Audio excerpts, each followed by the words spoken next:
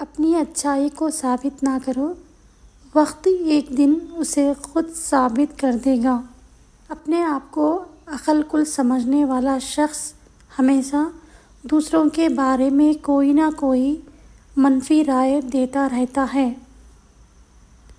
زندگی ہی گزر گئی سب کو خوش کرنے میں، جو خوش ہوئے وہ اپنے نہیں تھے اور جو اپنے تھے وہ کبھی خوش ہی نہیں ہوئے۔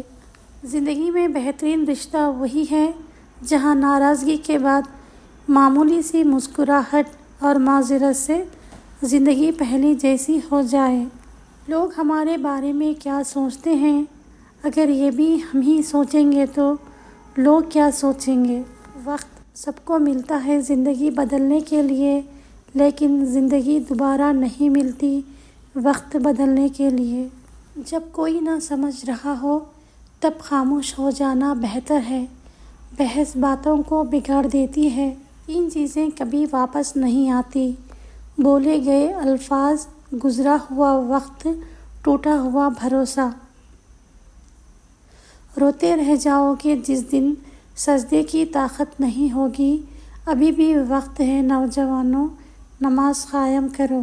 برا دوست کوئلے جیسا ہوتا ہے، جب کوئلہ گرم ہوتا ہے تو ہاتھ جلا دیتا ہے اور جب کوئلہ ٹھنڈا ہوتا ہے تو ہاتھ کالا کر دیتا ہے۔ حضرت علی رضی اللہ تعالیٰ عنہ نے فرمایا، تکلیف: اگر کسی انسان کو تمہاری وجہ سے تکلیف ہوتی ہے تو تمہارے سارے سجدے بیکار ہیں۔ کچھ باتوں میں وضاحت بہت ضروری ہوتی ہے، ورنہ چپ کا زہر ہمیشہ کے لیے کچھ رشتوں کو اپاہج بنا دیتا ہے۔ دکھ، درد، تکلیف اگر اللہ کی ناراضگی ہوتی تو یہ نبیوں کو نہ ملتی۔ یہ نعمت ہے جو اللہ کا راستہ دکھاتی ہے۔ دکھ تب ہوتا ہے جب ہماری نیت صاف ہو اور اگلا ہم کو غلط سمجھے۔